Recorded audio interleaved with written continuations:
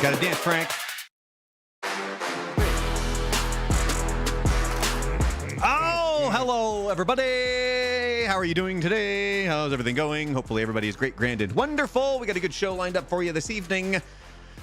So many things. First, we got Mr. Brandon Severett joining us. You may have recognized him from the streams throughout the years, actually. That's right. That's old school. It is. So he's joining the origin us story by way of Wisconsin today. And he's leading the nomad life. And how is it leading the nomad life? Oh, it's good. You know, you get to tour the country, you get to hang out with different friends, and I'm always in different places at different times. It's actually been pretty enjoyable. All right. Oh my God, my dog will not. Okay, I'm going to tell you. I'm going to warn everybody watching. First off, the bigger dog Lucy will not shut up right now, and then the smaller dog Rocky, who's he either has just turned 15 or he's about to turn 15, has not let us sleep for 3 weeks. It has seriously been 3 effing weeks where he would wake us up in the middle of the night multiple times. There was Sunday and Monday night of this like just the past couple days, 12:30, 2:30, 4:30. He's waking us up. So we have not gotten a full night's sleep in this house in easily 3 weeks. What about naps? We've got drugs. We've got drugs that we're giving him. Trying to sneak in some naps here and there. But yeah, it's been brutal. So my brain is a little bit mush right now, but you know, we'll shoot from the hip. We're going to have a good time today. We got a lot of good things all lined up for us, if you know what I mean. Yeah, I wasn't sure if those drugs were for you or for the dog. That was the... Oh, man. All of the above. Like, he would just wake up and start barking, and then like we go to let him out, but he doesn't have to go out. And the vet was wondering maybe his schedule got flipped, so he's sleeping during the day, and she's like, we need to make sure that he's awake during the day. And it's like, it's been brutal. It's been absolutely brutal. Yeah, I'll be in a work meeting, and then everybody like to see me just kind of turn around because it's like I face this way for work meetings, and then he sleeps behind me, so they'll hear me go, hey, wake up. So anyway, coming up on the show today, we are going to talk about the Shawshank Redemption. This is the things you didn't know segments. Shawshank Redemption, Shaun of the Dead, TGIF, Modern Family, and Jim Henson. We're going to do a Stephen King movie draft as his birthday is coming up here. We're going to do 90s trivia, and then we're going to do a Bill Murray movie draft as well. Although I just forgot it. This is where my brain is just completely scrambled. I forgot to bring up the YouTube polls. We need to go over that, actually. I put those up daily. Make sure you check in. Obviously, if you're here watching on YouTube, you can check those out over on my channel. And for some people, it still says community, and for other people, it says posts. Either way, if you go right to my channel, which is youtube.com/@TheRealBrandalorian, if you go right there, you'll see where it's like videos, shorts, live, and stuff like that. And you'll see one section of those tabs. It either says posts or community, and that's where you can find these polls. And you guys can go vote on these. You can comment on them, and then we discuss them here at the beginning of the program. And let me go here and let me see.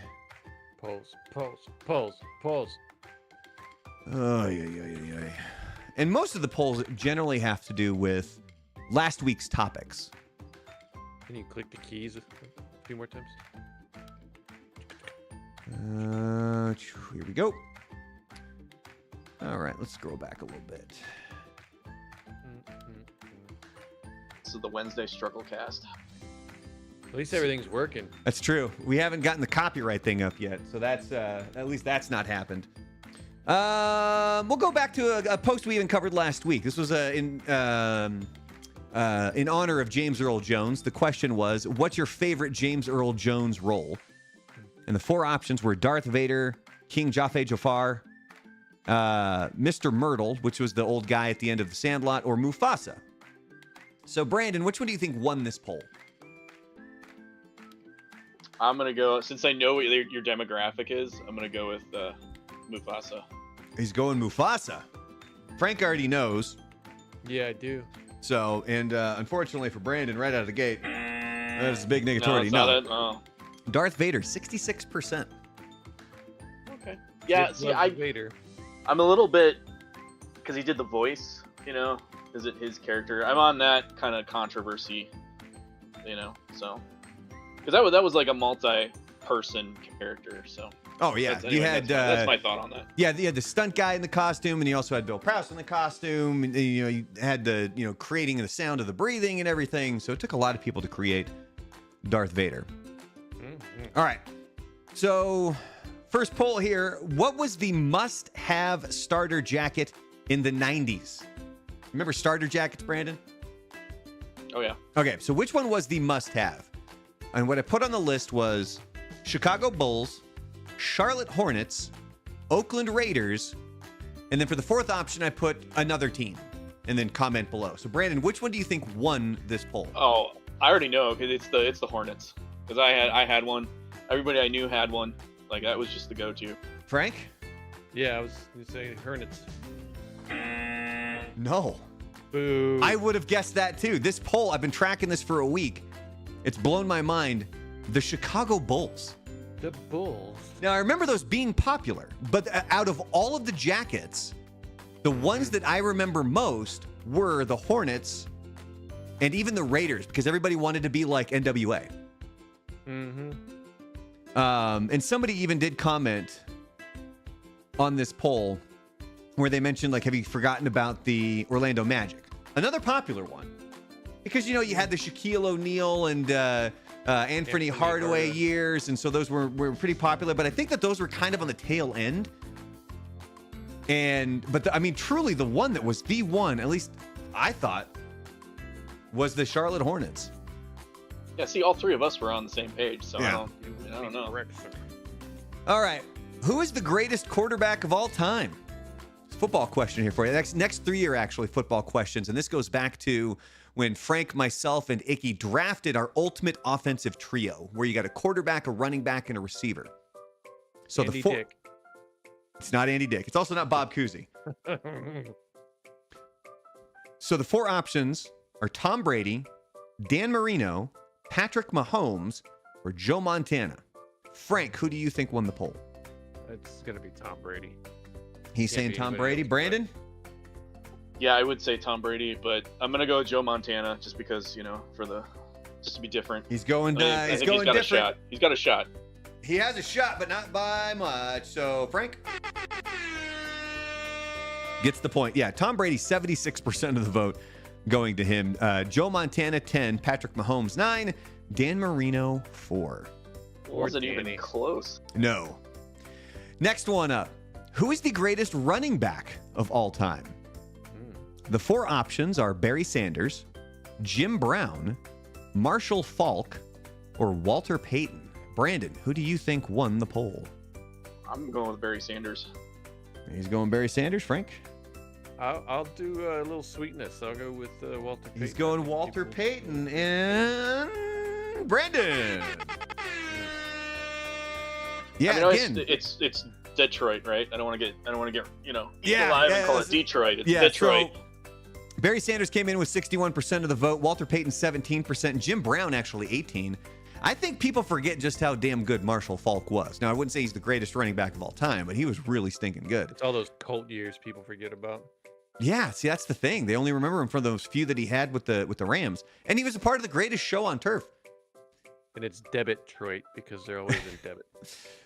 The reason that they're talking about that is I did a video about Honolulu Blue, which is the Detroit Lions color. See, I even said it there. Yeah, So- Detroit. If you want to piss off somebody from Detroit, pronounce it Detroit. Because when I say the Lions, I say Detroit Lions. When I say just the city, I say Detroit. But otherwise, it's the Detroit Lions. I don't know why I do that, but that's just how I pronounce it. And on this video, there are so many people from Detroit losing their minds because of how I'm pronouncing the name of the city. Yeah, you're just gonna get accused for fishing for views, right? You're creating controversy. Clickbait! Farming here. We're farming. All right, next Farming one. those Detroit fans. We're doing wide receivers this time. Who is the greatest wide receiver of all time? Randy Moss, Jerry Rice, Larry Fitzgerald, or Terrell Owens? Brandon, who are you going with? I'm gonna go with Jerry Rice. He's going Jerry Rice. Frank? Yeah, it's like I want to go Moss, but I think the way everything's going, there's a lot of '90s fans in there. It's probably going to be Jerry Rice. You are correct. Both of you get the point. Jerry Rice, 68%. None of these were even really close. So if you had Tom Brady, Barry Sanders, Jerry Rice, then you're winning that poll. Now we're moving on to... I'm convinced it's one person voting like 20 over and over and over again. Yeah, it's Jerry Rice. He follows my YouTube channel. It's all Jerry Rice. Right. So the next one here, we talked about Archer last week and some things you didn't know about Archer. So I put in, who was the best character on Archer? Now, are you familiar with Archer, Brandon? Oh, absolutely. Okay, good. So here are your 4 options. Sterling. In a certain life, I am Archer. In a certain life. So the options were Sterling Archer, Cheryl Tunt, Dr. Krieger, or Mallory. Brandon, I'll let you go first again. Who do you think won the poll? So, yeah. I mean, my favorite character is Pam, but just based on the way this is working, I think Sterling Archer. All right, Frank? He's the star of the show. I'm going to pull for Krieger because I thought he was the funniest guy on this show. All right. Well, Brandon gets the point. Me personally, I'm voting for Krieger too, although Brandon has a solid point that Pam probably should have been included. I should have taken Archer out. Like, I mean, she's from Wisconsin too. Yeah, there's that connection. When you find out that she's into the street racing with the mob. What was the gay character's name? Was it Ray? Ray. Oh, yeah. See, and even Ray should have been included. Yeah. I just always. He's a silver medalist. It's still losing. One-liners in that show. There was one clip that I used from Archer that I would include it into morning show imaging. That's the stuff that you hear in between songs or as you're coming into a talk break and stuff like that. And there was one clip, and it was from Krieger, where they had been drugged and he's waking up. And so the whole premise was obviously I'm including it in how we wake up with us in the morning. He's like, oh my God, chilaquiles. And he just gets distracted. And we were talking about this before we started the stream tonight. That show was just a combination of everything hitting all at once. The voice acting, the writing, the animation. It was so brilliantly done. If you've never watched Archer, go watch it. And real quick, Anna, hello in the chat. Nightmare, hello in the chat. Anna, again, I haven't gotten your kit in the mail yet because, like I mentioned, I haven't fucking slept. So once we can get back on a regular sleep schedule, I'll get to your stuff. Months. So she moved. I was waiting for her to move. Lives on Uranus. But then so in case you don't know what I'm talking about, there are membership tiers here on the YouTube channel. There is a channel supporter. That's 99 cents a month. And with that, you get a sticker pack, which has the Real Brandalorian sticker. You have the Cross-Eyed Bear sticker, and you have the History of Rock. I got to send Frank these because we're going to do this thing one time where I'm going to bring it down, and Frank's going to then take it down. Oh, we made it disappear. And then there's also a Memberlorian tier, and that's $4.99 a month. And what that one is you get the sticker pack, but you also get a T-shirt with one of those designs from the Brandalorian or Cross-Eyed Bear or History of Rock. Sizes aren't guaranteed, but I got a buttload of these T-shirts still. So if you want to do that, you certainly can. If you want to pay for just $4.99, pay 1 month, and then cancel the subscription, that's fine. You'll still get a T-shirt out of it. I'm essentially losing money to ship the shirt. All right, here we go. Next YouTube poll. Who is the best character in Community? So are you familiar with Community, Brandon? Yeah, actually, you're the one who introduced me to this wonderful experience. Fantastic show. That's the one with Chris Pratt, right? It is not. That's Parks and Rec. So Community, who is the best character? The 4 choices were Abed, Annie, the Dean, or Troy. Brandon, who do you think won the poll? I'm a big Abed fan, so I'm gonna go with that. Frank? Andy Dick. Not Andy Dick. I don't know that show, so I don't know anybody. Take a guess. Say 1, 2, 3, or 4.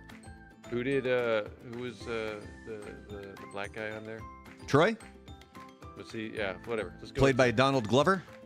Donald Glover. Look at that. That's also an amazing character. Andy Shot in the Glover's dark. grandson. Frank gets the point. Nice. Troy came in. I honestly thought I put up a post on my social medias, which, by the way, at the Real Brandalorian on Instagram and Facebook. And I put up a post that was just kind of like, who was your favorite character in Community? I assumed Abed would run away with that. No, Troy came in at 50%, Abed 25%, and then the Dean with 13% and Annie with 11%. At least it was closer, right, than most of these others have been. Yes. But I also feel like I channel Abed on a certain level, so that's my choice bias. One of the things that we actually learned while we were doing the things you didn't know about Community was that as Dan Harmon was writing the character of Abed, he was researching autism, and Dan Harmon found out that he's on the spectrum. Like, he had no idea. And then doing the research for the show, he did that. Like WebMD. It's just like going late at night, you know, and you're like, do I have, you know, whatever. Oh, I bumped my knee. Shit, it's cancer. Next poll. Die in 2 weeks. So this is the movie draft that we did last week. What was the best movie from 1994? So your options are Dumb and Dumber, The Shawshank Redemption, Forrest Gump, or Pulp Fiction. Frank, I'm going to you on this one. Life's like a box of chocolates. You never know what you're gonna get. All right, so Frank is going with Pulp Fiction. No, you're going with Forrest Gump? Yes. All right, Frank's going Forrest Gump. Brandon, which one do you think won the poll? I'm gonna. You can pick the same. You don't have to go different.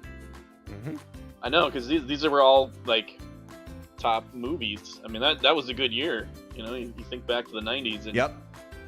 You know, it all kind of jumbles together, but all of those are good. Can you give me the options again? I totally just spaced. All right, so you got Dumb and Dumber, The Shawshank Redemption, Forrest Gump, or Pulp Fiction. I'm gonna go with Shawshank. He's going Shawshank, and Frank gets the point. 47% of people voted for Forrest Gump, 23% voted for Pulp Fiction, 18 for Shawshank Redemption, and just 11 for Dumb and Dumber. When we were doing that movie draft last week, 1994, because I floated out two options to both Frank and Icky for last week's stream, and I asked them, which year do you guys want to do for a movie draft? Do you want to do 1994 or 1989? 89 has a boatload of good movies. Yeah, it's like 89 and 94, and like the last 30 years were like stellar. Yeah, and 94 was insane. I mean, when we did our movie draft, Shawshank Redemption didn't even get picked. My trio was Pulp Fiction, Clerks, and Forrest Gump. Mm-hmm. Frank's was, what was it? The Crow, Legends of the Fall, and Little Giants. And Little Giants. How did they do box office wise though? Because that's what I'm curious about. Is it, you know? Well, we can look that up really quick. Bombed at the office. It became like a cult.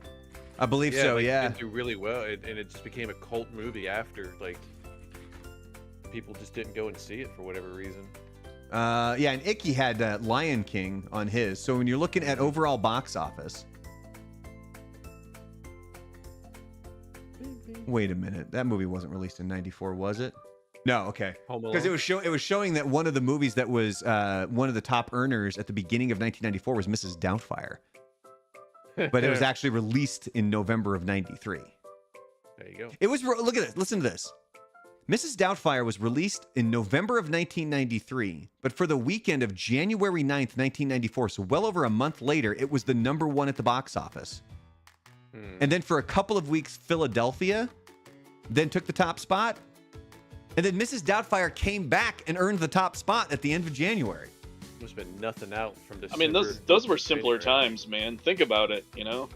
There's less garbage, less things to do, I think. Well, and they stayed in the theater longer. Man. Like, that was one of the reasons why Titanic did so well in the box office, is because it was in the theater for like a year. I mean, there's also boobies, so I mean, what else are you gonna do? You know, when you're choosing movies and you're in your high school, you're like, boobies. So here are your highest grossing films of 1994. All right. Actually, you know what? Let me see if you guys can guess. I got the top 10. All right. Just fire off names of movies from 1994. Lion King, #2. Oh shit, wrong button. So Lion King is number 2. Pulp Fiction. Oh shit, wrong button. Yeah, number 10. Throwing me off with put the wrong noise. I think I'm getting the wrong ones. Well, I thought the first one actually hit the wrong button. The second one I was reading wrong. Again, no sleep for 3 weeks for this guy. I can't even think of movies from You're 94. missing the top one. Forrest Gump. Yeah. Yeah, you got to think of like the top ones that were picked last week. Honestly, only 2 of them were even picked last week. So here are the rest. Yeah. So it goes Forrest Gump, Lion King. No Star Trek. True Lies came in at number 3. Yes. The Santa Claus came in at number 4.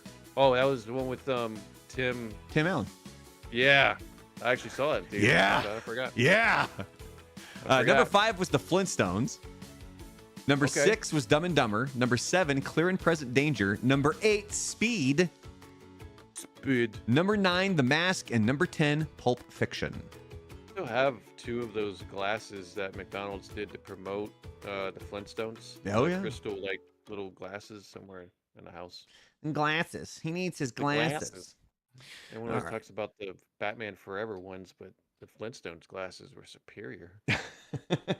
If you say so, I will take your word for it. Shut up, Detroit.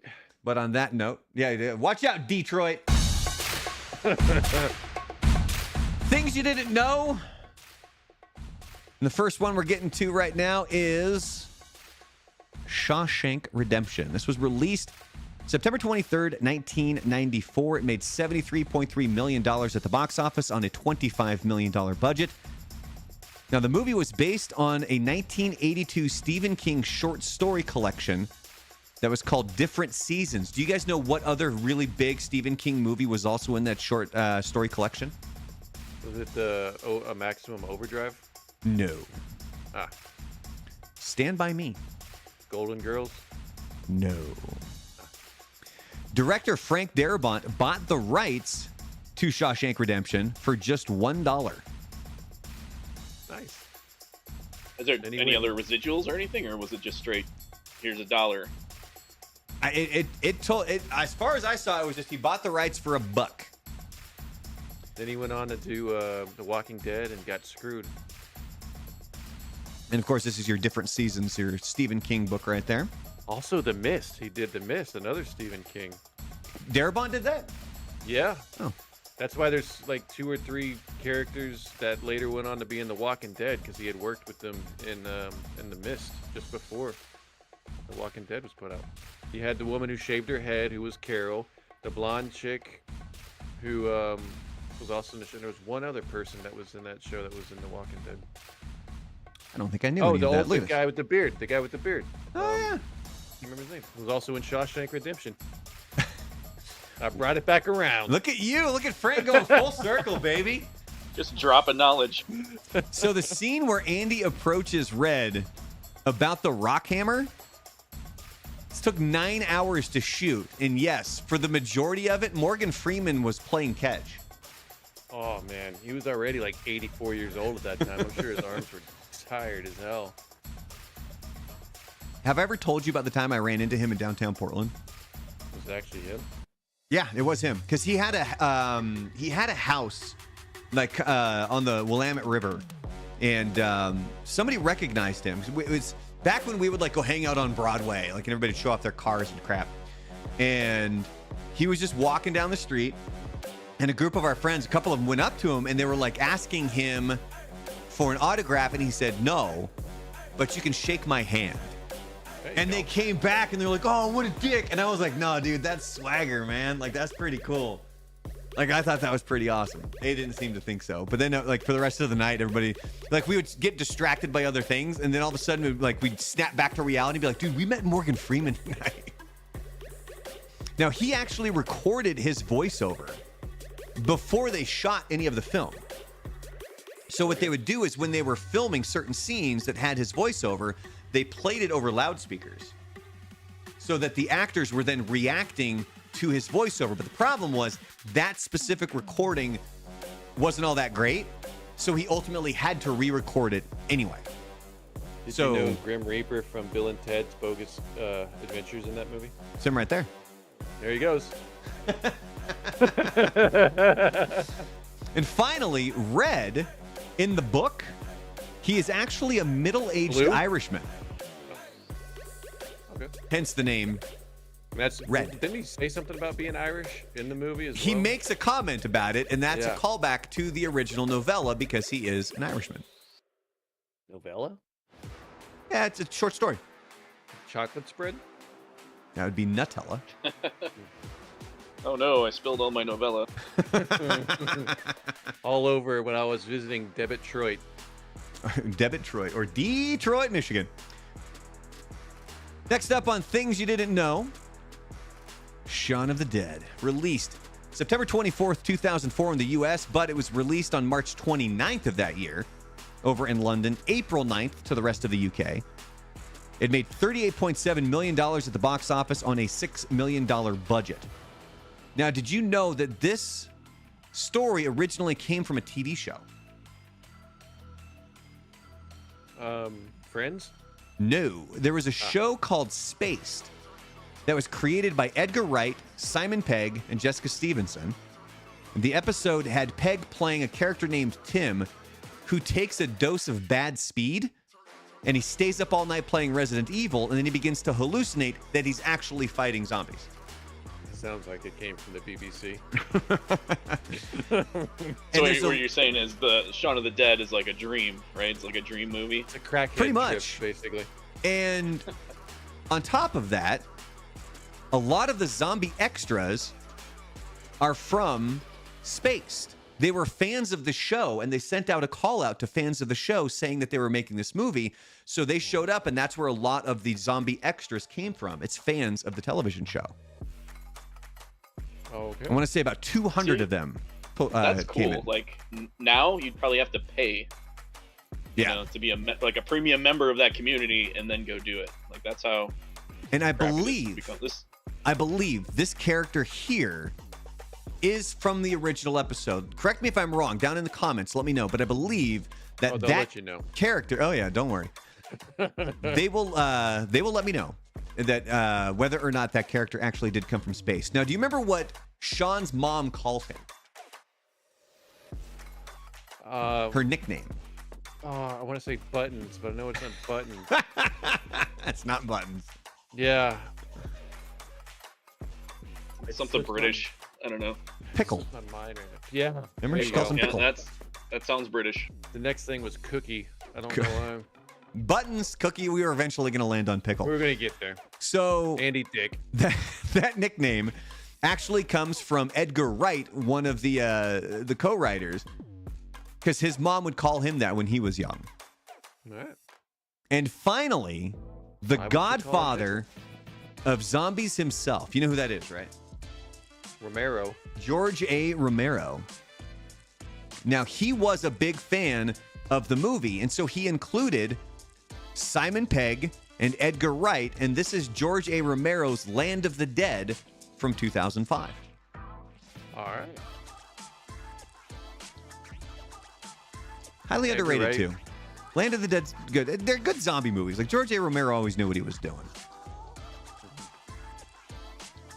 All right, we're I didn't like the stepping. zombies when they got super fast. That's what I would check out. I like them when they're slow and you can run away from them. When they started getting super fast, like on steroids, that's what I checked out. So anybody who wants a good Frank zombie story, when The Walking Dead debuted, we were all in an Xbox Live chat together because we wanted to be able to talk while we were watching the show. So we just hopped into Xbox Live and we watched the episode together.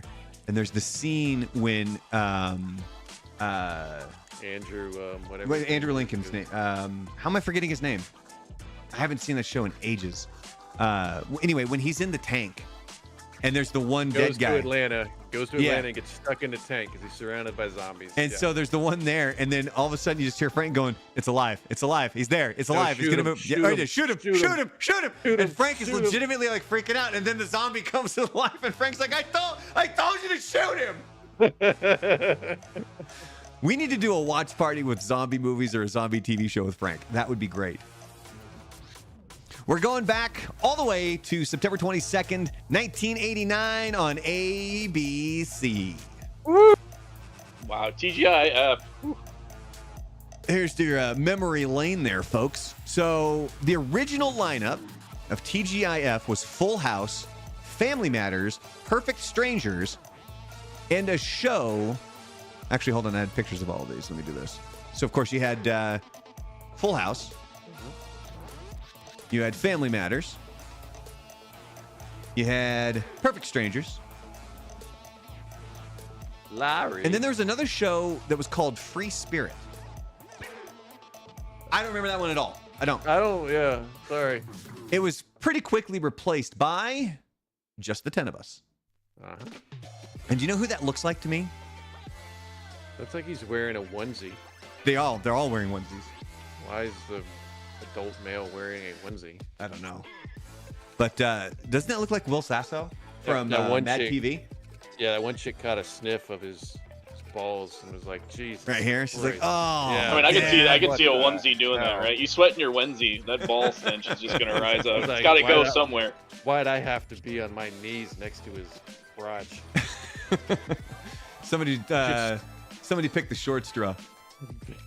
So now, if some of the theme songs That's what she said. sound familiar, it's because they were written by the same musicians. Jesse Frederick, the performer, and Bennett Salve, the writing partner, wrote the themes for Full House, Perfect Strangers, Family Matters, and what was the one that was based in Wisconsin? Step by step. Wow, I was lobbing that one up for Brandon. Yeah, no, I was digging through. I was like, that 70s show? Cousin Cody. No, don't you remember? Cousin Cody was the best. Dude! The bar fight scene when he's got the mop and glow.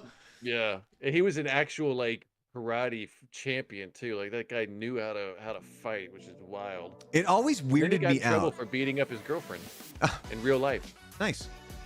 Yeah. It always weirded me out during the intro because you remember the intro, they're at like that theme park, Yeah. but then they made it look like it was on water. But then if you paid close enough attention, It's fake. Yeah. yeah, you could tell like, oh, like that's not real. Yeah. The screen moves, but the waves stay where Yep. they're going. Yeah, and that was almost weird. crash into the roller coaster.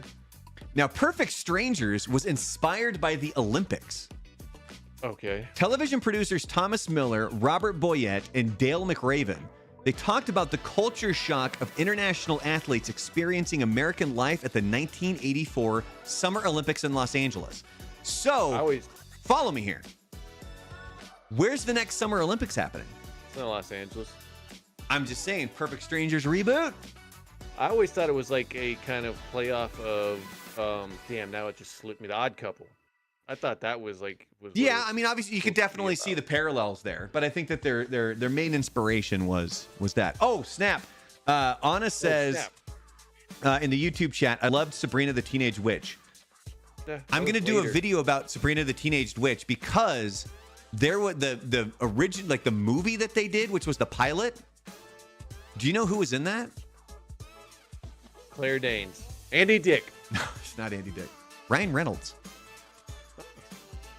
So there's a picture of Melissa Joan Hart with Ryan Reynolds from back then. There you go. All right, now Steve Urkel, he was originally only supposed to appear. Actually, hold on, I skipped one. Why are you skipping? No, I don't know. Free Spirit? Are we not gonna even talk? Because I don't even know what the heck that show was about.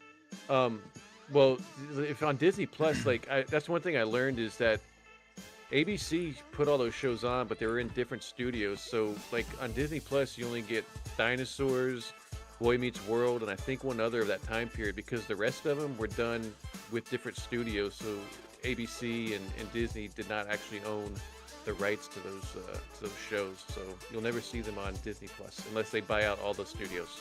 Oh, they probably Which will. they might do. Which eventually they're on the might do. path. Okay, so Free Spirit. It was just one season, 14 episodes. Wow. Who's in that? I don't recognize any White of these people. names. Allison Hannigan. All right.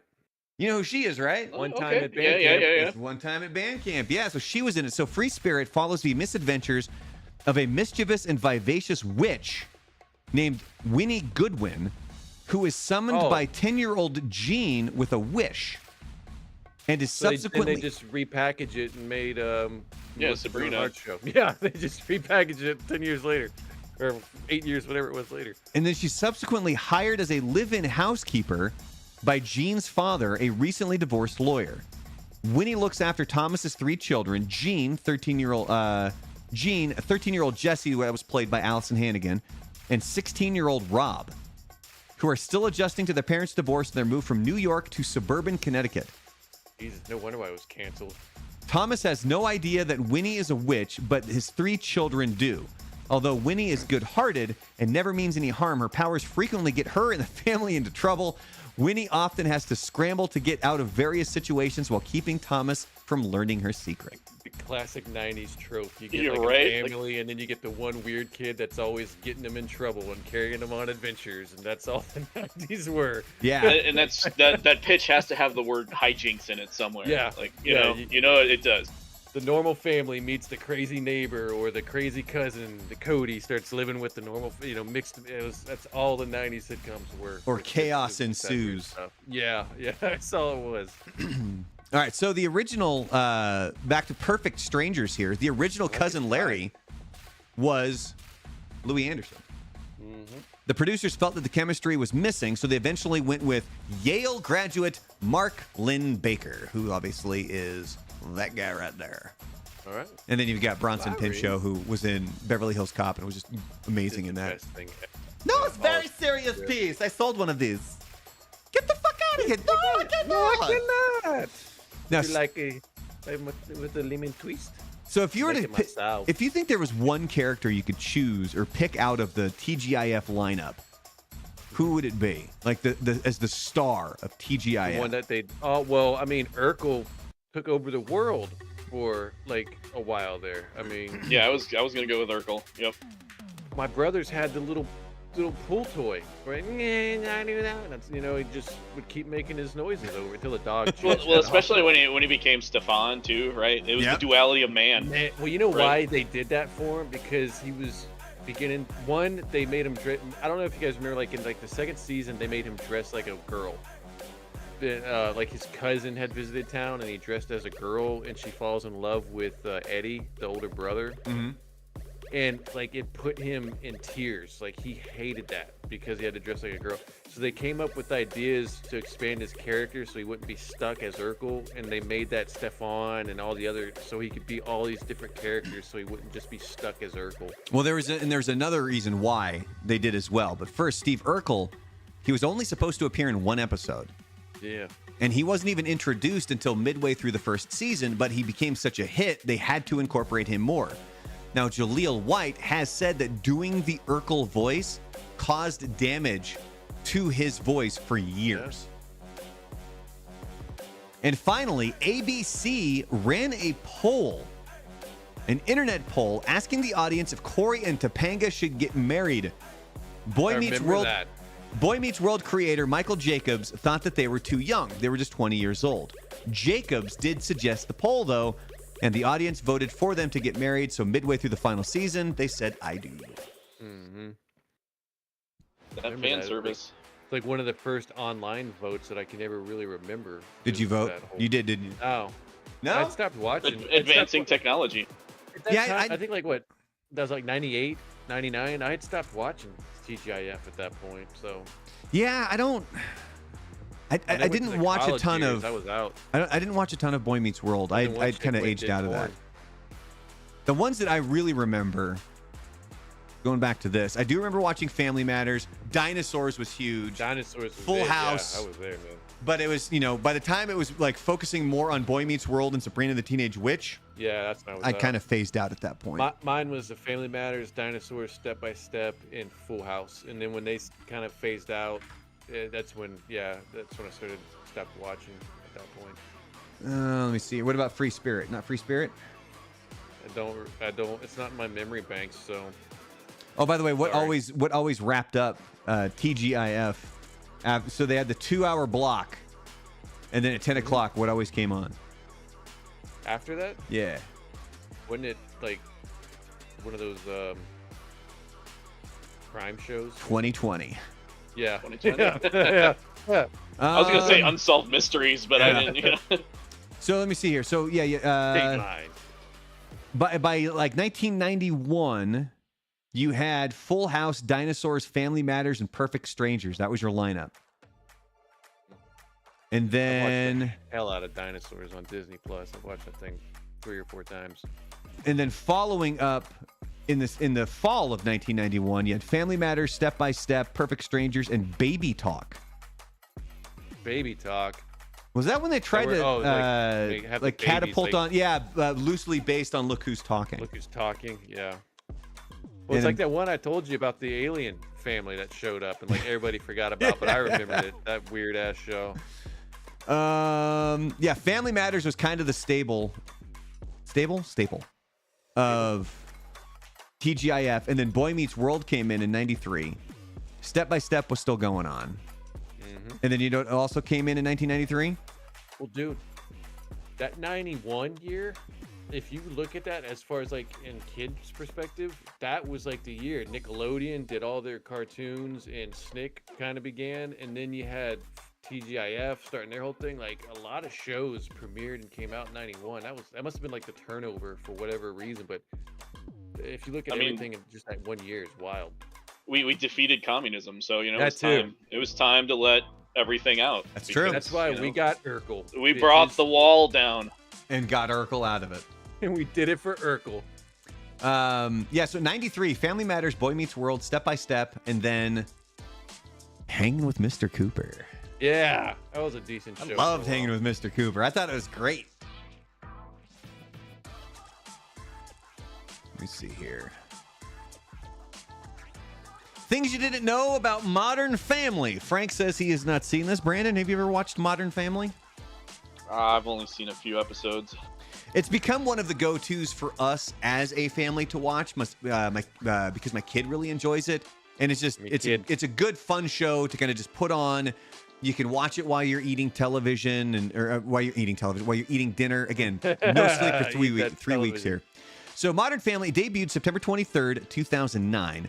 Now, it's done documentary style, and there was originally going to be a reason for that. There was going to be an explanation, and it was that the Dunphys, this is Phil Dunphy here, the Dunphys had a Dutch foreign exchange student living with them as a teen. He then comes back to film them, and that's what this documentary is about, but this was cut before the first episode as it was deemed unnecessary. Now, for the role of Jay Pritchett, Craig T. Nelson was originally cast. It came down to a coin flip between him and Ed O'Neill. Now, Nelson tried to negotiate too much money, and at the time, the creators also kept hearing that he's kind of a pain to work with. All the while, they kept hearing rumors that Ed O'Neill was like the nicest guy on the planet. So they ended up pulling the offer from Craig T. Nelson, and they gave it to Ed O'Neill. But Craig T. Nelson did take Minnesota to the national championship in 1993 on coach, so there's that. With the voice of Patrick Starr. Patrick as his defensive coordinator. Rob Hubel. He was up for the role of Phil Dunphy, but he hated the script. Like, he legitimately hated it so much. He told his agent, I don't just want to pass on this. I want to aggressively pass on this. So he didn't get the role, obviously, but he did end up on the show. This is from the Modern Family as Glenn Whipple, Phil's nemesis. Well, he made good career choices and a lot of things, apparently. Now, pay very close attention. I hate this so much, and I want to so aggressively say no that I'm willing to appear in an episode. Well, I think I have to be the nemesis. Yeah, I think he finally appeared when he realized that it was a hit. So it was actually going well. So pay close attention during the pilot, because at the time, you're never going to see Julie Bowen's stomach because she was super pregnant with twins. All right. She was actually fearful that it was going to prevent her from being able to get the role because she was so pregnant, but they worked around it. And by the way, she is coming back for Happy Gilmore 2. That's exactly what I was thinking. Movie magic. It is a thing. Now, the character of Fizbo, that's played by Eric Stonestreet, and the character actually comes from him as a kid. He started playing the clown at age 9, and I think this is a picture that he posted. I could be completely wrong. If I am, comment down below. But he started playing the clown at age 9, and then he ended up performing at kids' parties by age 11. He had kids under his floorboard. I don't think he did. Now, And, Jesse, when they say to get a job as a kid, that's one way. Jesse Tyler Ferguson, he plays Mitchell. So in real life, he had to come out to his dad 3 different times, and they incorporated that storyline into the actual show, where he had to come out to his dad 3 different times. What's that? Did his dad just keep forgetting, or were they drunk? He didn't want to believe it, kind of. Oh. So they just kind of kept ways where he has to do it 3 different times. I know you saw me making out with that other guy on the couch, but listen. Just so you know. Yeah. Oh, no, I didn't think anything about that. And finally, Sofia Vergara, she thought Ed O'Neill spoke Spanish. Because when she was younger... O'Neill sounds Spanish? No. Because when she was younger, she would watch Married with Children in Colombia. Oh, it was dubbed. And it was dubbed over. And she thought that it was him doing the voiceover. Yo soy el Espadito.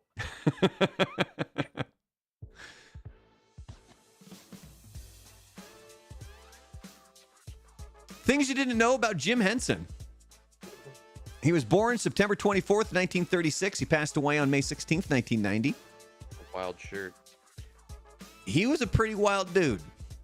Well, yeah, I saw a documentary on him. It was interesting. One of the things that we're going to get to is sort of the experimental stuff that he got into, which he even admitted wasn't going to be commercially great, but he liked doing it.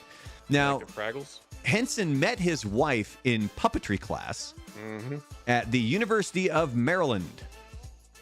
They ended up having 5 children, and although they remained legally married up until he passed away, they did separate later on in life. That's actually a statue of his wife with him right there. Yes. And John Cena's in the background. Yeah, can't see him. The original Kermit the Frog was made of old coats and ping pong balls. Yeah. And, but it smells wonderful. And denim down there as well, yeah. Denim. There's your OG Kermit the Frog. In the late 60s, Henson wanted to own a nightclub that he would call, I don't know if he would pronounce this, Cyclia or Cyclia. Cyclia. I think it was Cyclia, if I remember from the documentary. Like, it was supposed to be psychedelic, but like... That's what I thought. Yeah. And it would feature experimental images and films on the walls and ceilings timed to music. Now, throughout his life, Henson considered his work to be in 2 different categories. One was accepted by the audience and successful, The Muppets, and the other was his experimental films that weren't commercially successful, which he just enjoyed making. Like The Labyrinth, and what was the other one? Dark Crystal? Road trip ones. Yeah, Dark Crystal, yeah. God, Labyrinth scared the crap out of me as a kid, dude. Yeah, it did. Oh, my God. Damn goblins. And finally, he wrote 2 letters to his family 4 years before he passed away. One letter was to his kids. The other was for family and friends. In the letter to his kids, he wrote, "Please watch out for each other and love and forgive everybody. It's a good life. Enjoy it." Sorry. I love how Frank's walking over the top of what I'm trying to get him to say. I was looking at all the kids' noses. Like, damn, they all got their mom's nose. Yeah, they did. They did. They certainly did. But that's things you didn't know about Jim Henson. Now, I didn't have... Yeah, he was kind of a dick. Like, I saw this documentary about him, and like towards the end of like the last 20 years of his marriage, he just didn't want to have anything to do with his wife, and was seeing women on the side, and was just like a complete dick to his wife. Like, he was not a great guy. Nightmare's asking what was so scary about Labyrinth. Everything. Fucking everything. Yeah. Have you I mean, seen it was David Bowie. Not his leggings per se, but David Bowie in general. See, I enjoyed the David Bowie. I didn't like the damn goblins as a kid. Yeah, all that stuff was just freaking terrifying. Plus the guys that took their heads off. That freaked the shit out of me as a kid, too. Those little things, and they tossed their heads around. No. Yeah, no, it was a pretty terrifying movie. So. Yeah, it was always, it was The Abyss. The Abyss. Have you ever seen that movie? Yep. Yeah. That scared the shit out of me as a kid, and I probably shouldn't have been watching it. Now you're starting to look back and be like, that's probably a good idea. I probably shouldn't have been doing that. I did like the fart creep though in the swamp when they'd step on the rocks and it would fart. Yeah. I enjoyed that. I thought that was funny as a kid. Fart. All right, Make your movie fart draft noises. time. Stephen King celebrates his birthday September 21st. He was born in 1947. So we're going to be doing a movie draft here where we're choosing the ultimate triple feature of movies based on Stephen King's work. And as I look at the scores, Frank will get to go first. What? Yeah. And then Brandon, and then myself. So Frank, what is going to be your first Stephen King movie? It's like you can't really go wrong with the first one, but I'm just gonna go with this one because when it was on ABC, it scared the crap out of me in '90, and that's gonna be it. Well, it's a TV like- series. That's not a movie. But it became a movie later, though. So you want this one? Right, but I'm just saying, like my first experience with it was the TV series, and that was honestly that scared me more than the newer ones did, even though that got pretty wild. But yeah, it. Yeah, the newer ones are pretty fucking nuts. All right, Brandon, what's your first pick for Stephen King triple feature? It is off the board. So I'm going The Green Mile. Ah, Michael Clark Duncan and Tom Hanks. You know, I've never actually seen The Green Mile. It's good. It is good. All right, I get to go back to back here. So I'm going to start with. We'll do a little Stand By Me. Mm-hmm. We're gonna start out nice and easy. Something that's not a horror movie, with a great cast and just a great movie in general. And you can tell this is obviously I downloaded this one. That's not a. It's not. Pecado de una estará. It's not the English version. But then as my second movie, I'm gonna go. Here's Johnny. The Shining, which apparently He hated. Yeah, I was gonna say Stephen King freaking hated the movie version, but whatever. All right, Probably back because he was high on cocaine when he watched. back to Brandon. What is your next pick for your Stephen King movie draft? I'm gonna go with The Dark Tower. Ooh, I didn't download that one. Shit. Haha, got him. Oh, Yeah, found I it. didn't- I didn't That's the download Daily it. Double. I have tried. I started reading through that book. It bored the piss out of me. I could not I take just it. like the concept. I really like the concept. The details maybe not so much, but I really like the concept of holding the universe together. I like that. All right, Frank, you get to go back to back now, my man. Although I did hear people tell me, because I've posted videos about how much I did not like it, and I just couldn't get through it. How they've said that The Gunslinger, which is the first book, like if you could just get past that, or even potentially skip it and go to then it gets really, really good. But yeah, I mean, I remember talking with Buzz about it on the air, and I think I was halfway through the book. And I made the comment about how I'm trudging my way through The Gunslinger. And Buzz was like, you can put it down. He's like, it doesn't get any better. He's like, you can just stop reading it. So, all right, Frank, back-to-back picks here, my man. What do you got? Well, the next one was the movie I was talking about earlier with Frank Dellenberg, The Mist. The Mist. The newer one. Yeah, dude, that has probably the most brutal ending to a horror movie you will ever see. I was gonna say this is. I mean, it's old, so we can spoil it, right? It's from 2007, Yeah, 2008. yeah. If you haven't seen it yet, All right, so here's the deal. it's- So we're gonna spoil it.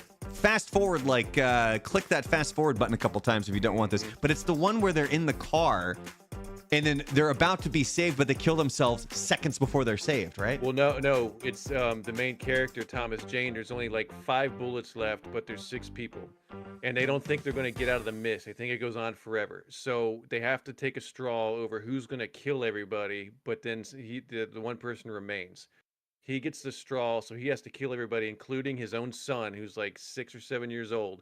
And then right after he does that, Is the when the army rolls army rolls through in. and Okay. like clears the mist out. And it's like if he would have waited like 5 more seconds, they wouldn't have had to shoot everybody. It's the most brutal ending to a Jesus. horror movie you'll ever see.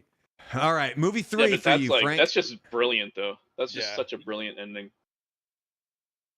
I know a lot of people hate this movie, but as a kid, I always dug Maximum Overdrive because it's like the most epic level of Stephen King being on coke Yeah, to the another point one I that didn't he even download. Congratulations. to even that he directed it high on coke, and you can tell because that movie is so fucking wild. Oh, but I loved it. Plus the what you had that one semi with the Green Goblin on the front of it that was just tormenting everybody. That was great. All right, we're going back to Brandon, your third pick for your Stephen King movie draft.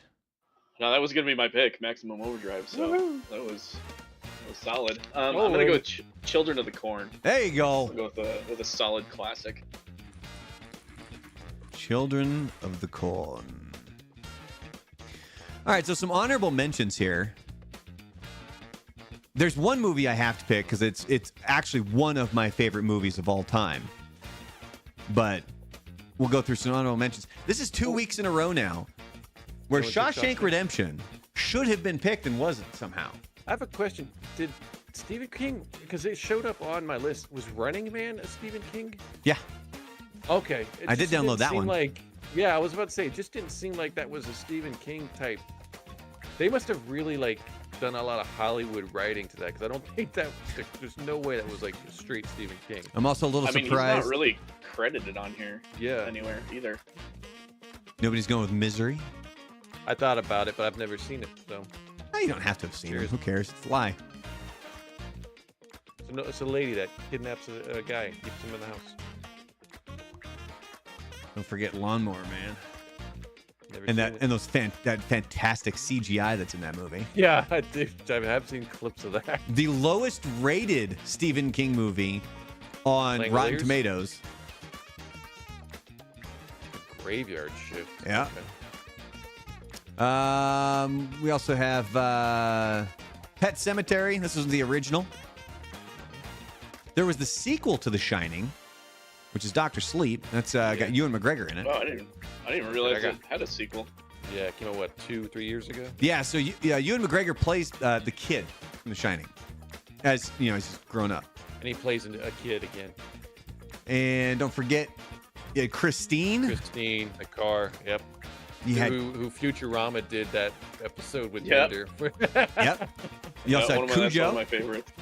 Cujo. That Cujo. I didn't want to bring up Cujo because it's just depressing thinking about a dog losing its mind like that. Don't forget Carrie. Yep. But the one that I'm going with, my third pick. Actually, no, I got one more honorable mention here because this is one that I think it was my first introduction to Damian Lewis. It's called Dreamcatcher. Yeah, that movie trips me out because it starts off pretty decent and then it just gets weird, man. It's like, I don't know, it lost me halfway through. I remember watching that one. I think I was dating some girl at the time. We watched it together, and like halfway through, we just went, "What the fuck is this about?" Like, they just lost us. It gets weird. But you got Morgan Freeman, Yeah. Thomas Jane, Jason Lee, Damian Lewis, Timothy Olyphant, Tom Sizemore, and Donnie Wahlberg all in this movie. But my third and final pick for the Stephen King movie draft. 1408. If you have not seen 1408, especially with Halloween right around the corner, put this on your list of movies you got to watch. It is insanely good. John Cusack is brilliant in it. So definitely make sure that you check out 1408. All right, so here are our triple features. Frank has It, The Mist, Maximum Overdrive. Brandon has The Green Mile, The Dark Tower, and Children of the Corn. And I have Stand By Me, The Shining, and 1408. All right. And on that note, this is where I get to...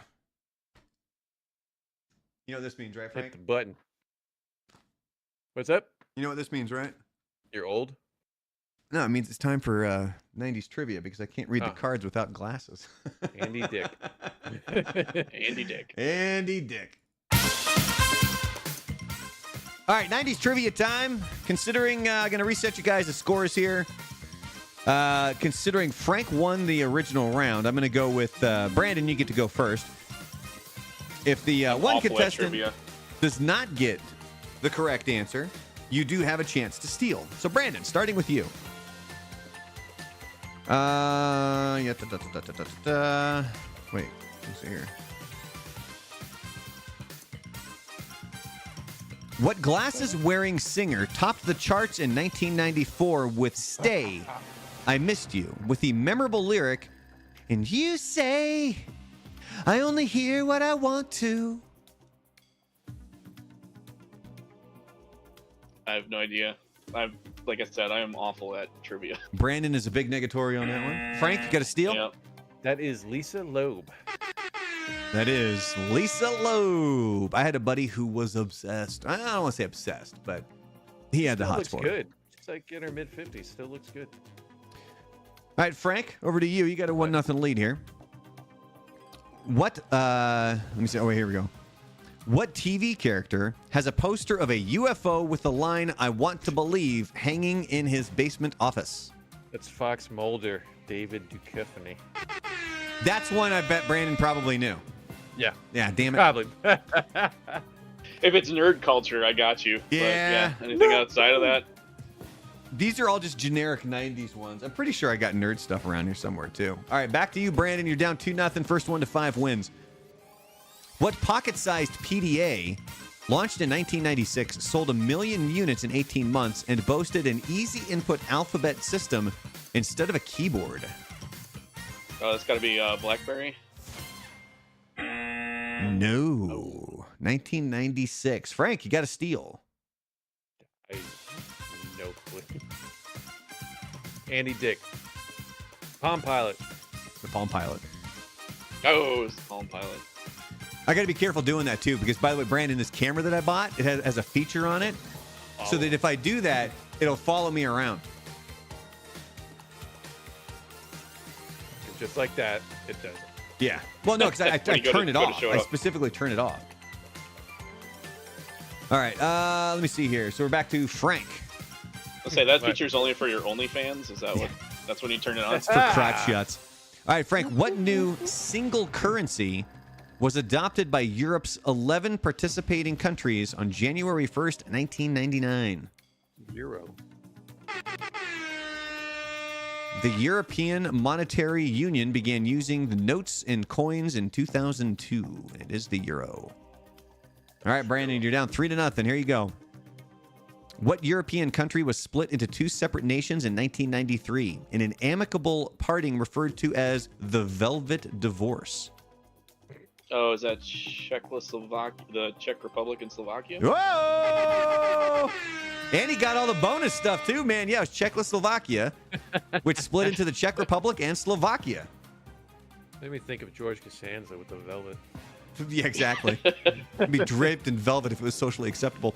All right, Frank, in what city did Will of the Fresh Prince of Bel-Air live before he got in one little fight and his mom got scared? It would be Philadelphia, born and raised. On the playground is where I spent most of my days. And it even says right here, Philadelphia, song break, everyone sing. A nerd. All right. I still haven't found that picture with me and his mom. You need to. I gotta find Find it. that and we'll put it on the live stream. Might just be his mom, the more I think about it, but I remember meeting her. All right. But I have it somewhere. We'll find it. We're back to Brandon here. According to early 90s rap duo Criss Cross, what will Daddy Mac make you do? Oh my God, it's right there. Do you understand how many like head injuries I've sustained in my life that I just don't remember shit anymore. Yeah,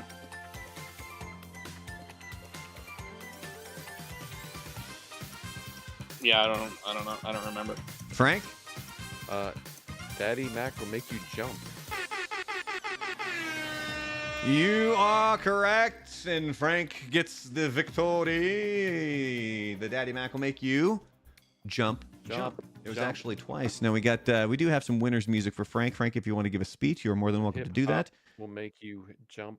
Something will make you jump. Everything makes you jump. Put your clothes on backwards and disobey your parents. Keep going. This is good.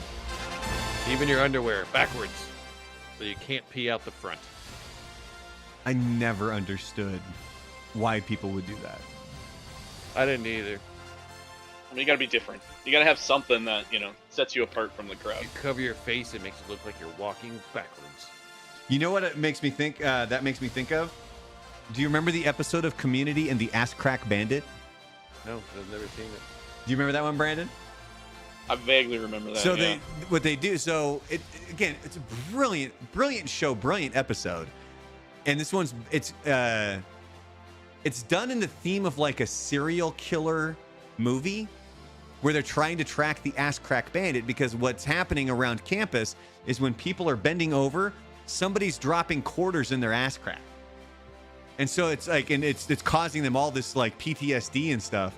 And in order to combat this, they have Chang wear all of his clothes backwards and put like a head, and they put a fake butt, and they put a face on the back of his head, and they put a fake butt on the front, so that the Ass Crack Bandit will try to put it in the fake butt, and he gets to capture him. All his clothes backwards. All right, congratulations, Frank. You got it, dude. And that means Frank, big winner, gets to go first here in the Bill Murray movie draft. He was born September 21st, 1950. And as I was researching this and I was getting the posters and stuff lined up, I realized there are a lot of Bill Murray movies I have never seen that are actually rated really high on Rotten Tomatoes. Mm-hmm. A lot of them. All the ones that I love and enjoy are like buried at the bottom. Mm-hmm. So Frank, what is your first choice for Bill Murray movie draft? Going with the movie he's probably all known for. That will be Garfield. No. No, Garfield 2. Ghostbusters. I'm gonna go with Ghostbusters. Ghostbusters, the OG. Who are you gonna call? Ghostbusters. All right, going Ghostbusters. Brandon, it's gonna be your first choice for Bill Murray. Yeah, movie I have draft. to go with Stripes. Yeah. Oh, the good ones are coming off the board fast. That's what she said. All right, so now I get to go back to back. And so I think I gotta go Groundhog Day. Right. Yeah, that's classic. And then for my second choice, you gotta go What About Bob, right? I love that one. That's such a sneaky good movie. It is so good. I'm sailing! Remember what he wears his fish around his neck. Remember what the fish's name was? Wasn't it Gil? Gil the fish. Mm-hmm. It was so good. All right, Brandon, back to you. What's your second choice for Bill Murray movie? Okay, I gotta go with, a Goonga Goonga Galunga. On your deathbed, you will have eternal peace. So at least I got that going for me. I'm going with Caddyshack. Hey-o! Nice. Yeah, as I'm going through... So essentially what I do is I go to Rotten Tomatoes, where it lists all their movies, and then it has them ranked. And towards the top, like number one, I think, is Ghostbusters. And then as you make your way through, and I'm like, there's a lot of movies that aren't on here. And like Caddyshack, oddly enough, not as high on the list as you would think it would be. All right, back to you, Frank. Frank, you get to go back to back, Jack. The first one I'm gonna go with Scrooged. Oh, That's a great Christmas movie, and I love his character in there. But It's solid. highly underrated, I think. I honestly think this one gets lost in the mix, because when you think Christmas movies, most people are going to go with, if you like, a younger generation's probably going to pick Elf. People around our age might go with A Christmas Story or National Lampoons. Trying to think of what other big ones are, the big hitters for Christmas movies. This one's actually had a resurgence because the last couple of years, not last year, but AMC had the rights to it, so they would show it nonstop. So you had a younger generation that got into Scrooged because they had never seen or knew about it before, and AMC would just play it, back to back all the time. And it had like a little resurgence there for a minute of the newer generation finding out and enjoying Scrooge. They thought it was a really good movie, so it's kind of made a little bit of a comeback. It's a damn good movie. All right, what is your third pick? Man, There's two of them that it's like a coin flip for me, but I'm gonna go with The Life Aquatic. With I Steve thoroughly Zissou. enjoyed. Yeah, I thoroughly enjoyed Nope, that. lost movie. one. That's lost in transit. No, that's the one with Scarlett Johansson. Where the hell? Oh, here we go. Life Aquatic. Life Aquatic. Yeah, Life Aquatic That's would have such been a great weird right there. movie. It's so good. It is such a Wes Anderson, phenomenal. Well, plus you got Jeff Goldblum, Willem Dafoe, Wilson, I think is in it. You have Angelica a Houston. Yeah, Angelica. You have just a crazy cast of characters in there. It's so great. All right, so Frank's got his 3. What is your final pick there, Kate Brandon? Blanchett, of course, was in there. All right, well, I have to consider continue the trend here. I have to go with Rushmore. Ah. Is Rushmore a that's not Wes Anderson, right? Yeah, isn't It it? is? Okay, that's what I thought. Oh yeah, yeah, it's Wes Anderson. Yeah, because there's a boatload of I think that's I mean, what obviously, Bill Schwartzman Murray's- does. I think he only does Wes Anderson. I was gonna say, like, you know, here we're gonna go through some honorable mentions here. Like you have, you know, like Royal Tenenbaums. But do you have The Man Who Knew Too Little on there? If you have not seen that movie, that is a great movie. He thinks he's in like a fantasy role play, but he's actually mistaken as a secret agent and all this crap. It's like almost like Mr. Bean, like all this crap is going on around him, and he doesn't realize it's going on, and he's, you know, people are dying, and he just is completely obliterated and thinks it's fake, thinks it's a theater show, until like towards the end he finds out that it's real and freaks out. If you haven't seen it, that's a great movie. The Man Who Knew Too Little. And of course, like I say, I mentioned this to the guys before we start doing this stuff. The person just has to be in the movie. They don't have to be the star or the lead role. So technically, if somebody wanted to pick Zombieland, Yep. which I think might go down as one of the greatest cameos of all time. I think they've said that, yeah, like that was probably the best one that has ever been. You know who they originally wanted to do it? Patrick Swayze. Really?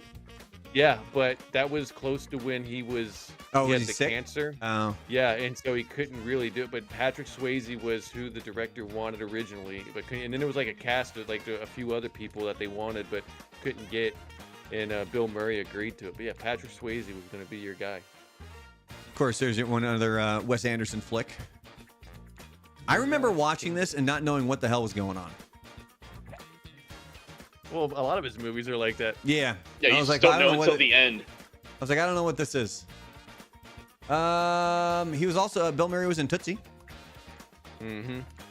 He was he like was he his friend or his agent? Can't remember what he was in that movie. Bill Murray in Meatballs. Meatballs.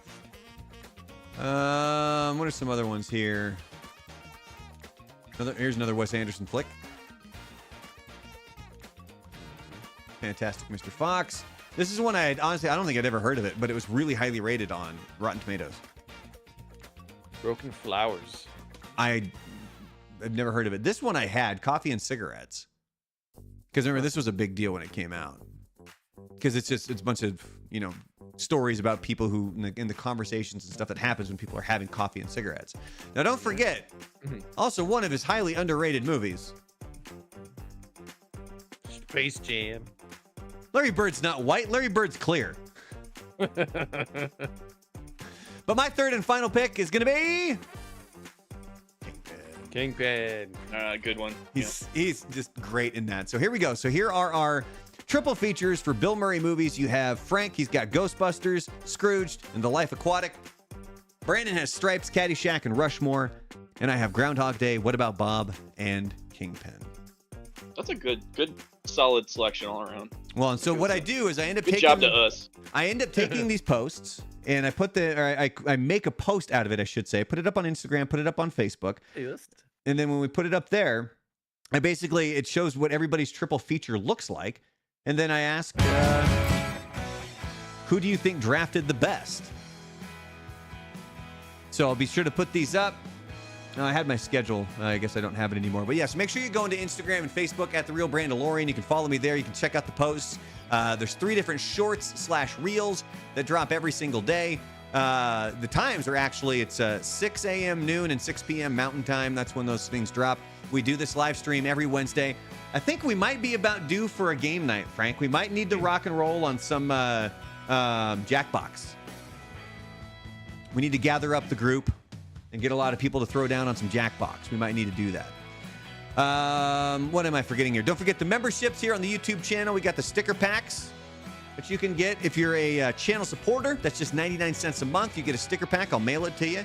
And then if you become a memberlorian, which is $4.99 a month, you actually get a T-shirt with one of those designs on it as well. You have the real Brandalorian. You have History of Rock.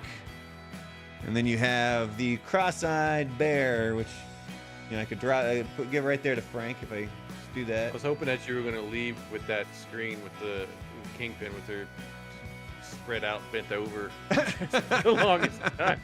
Like, just going to see how long you're going to leave it there. Frank was enjoying it. Here, I'll put it back if you want.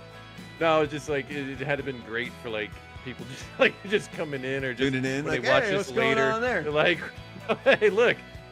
Some chick bent over on the screen, right? Yeah, big thank you to Brandon for joining us. Brandon, what do you got going on? Anything you want to plug?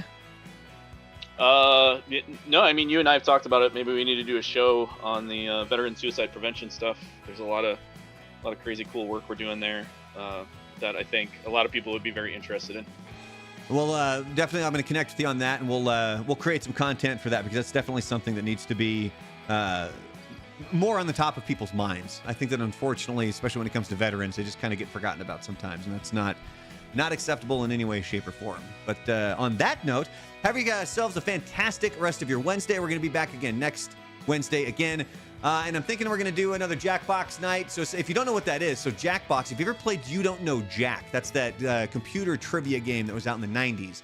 The same people that made that also make Jackbox, which there's games that are kind of like Pictionary and stuff like that, where you get involved with the actual games. And so all you need is your phone, you watch live, and then we can sit and you actually play with us along with what we're doing. So Be on the lookout for that. I'll be sure to post about that. You can find that on Instagram or on Facebook at The Real Brandalorian. Also here on YouTube, make sure you're checking out the YouTube polls every day so that you can vote on those, and then we'll recap those every single week on Wednesday. But on that note, have yourselves a fantastic Wednesday. Peace out, everybody. See ya.